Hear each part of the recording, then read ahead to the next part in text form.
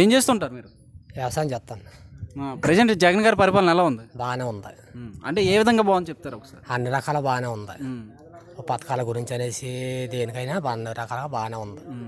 అంటే సంక్షేమ పరంగా ఏ పథకాలు వస్తున్నాయి పేద ప్రజలకి? పేద ప్రజలకి రైతు భరోసా వస్తుంది, రైతు భరోసా వస్తుంది, అమ్మఒడి వస్తుంది. తర్వాత 45 సంవత్సరాలకి వస్తుంది. ఎంత వస్తుంది 45 సంవత్సరాలకి? 15,000. అలాగే మరి అమ్మఒడి పిల్లలకి ఎంత వస్తుంది? అమ్మఒడి పిల్లలకి 15,000 వస్తుంది. అలాగే మీ ఊర్లో ఏ విధంగా డెవలప్మెంట్ ఏమేమి కట్టారు, ఏమేమి చేశారు? రకాలుగా మొత్తం మీద మా ఊళ్ళో అయితే ₹1,00,00,000 పని చేశాను, నేనే చేశాను పక్కగా. రైతు భరోసా కట్టాం, హాస్పిటల్ కట్టాం, సచివాలయం కట్టాం. అన్ని రకాలుగా బాగానే ఉంది. రోడ్లు ఎలాగ ఉన్నాయి? రోడ్లు, డ్రైనేజీలు అన్నీ కూడా బాగానే ఉన్నాయి.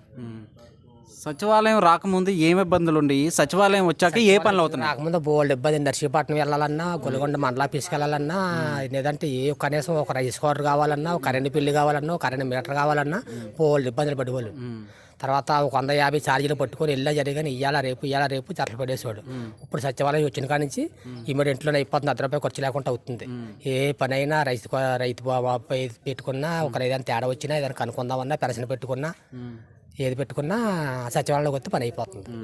మరి ఇంతకుముందు తెలుగుదేశం ప్రభుత్వంలో జన్మభూమి కమిటీలు ఉండేవి, ఇప్పుడు వాలంటరీ వస్తుంది. రెండాట్లో ఏది బాగుందంటారు మీరు? వాలంటరీ వ్యవస్థ బాగుంది.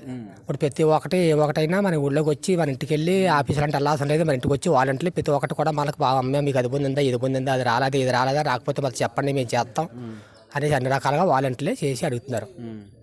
మరి అలాగే డ్వాక్రా రుణమాఫీ అయిందా? డ్వాక్రా రుణమాఫీ అయింది. తర్వాత రైతు భరోసా గురించి కొన్ని అంటే పథకాలు తేడా ఉన్నాయి, నెంబర్ తేడా ఉన్నాయి, సరి చేశారు. సెక్రటరీ కానీ, ఆర్ఐ కానీ, ఎంఆర్ఓ కానీ, మన ఎంఆర్ ఆఫీసులు అంటే వెళ్ళి పని లేదు.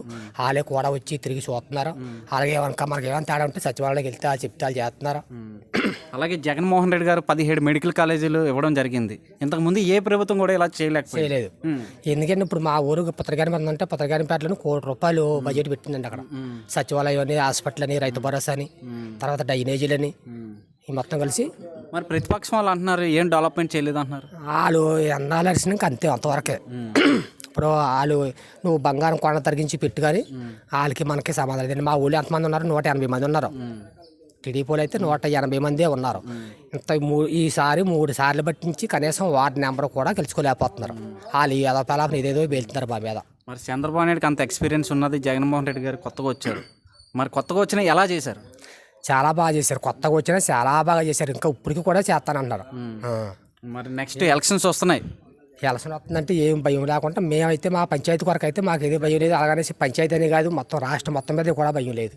మరి అటు పవన్ కళ్యాణ్, చంద్రబాబు నాయుడు వస్తున్నారు, ఇటు సింగిల్గా జగన్ గారు వస్తున్నారు. 130 మంది పొత్తు కట్టుకొని గెలిచిన జరిగిన అలా కాదండి అది. మరి ఈయన జగన్ గారికి ఫైనల్గా మీ ఓటు జగన్ గారికా చంద్రబాబు నాయుడుకా?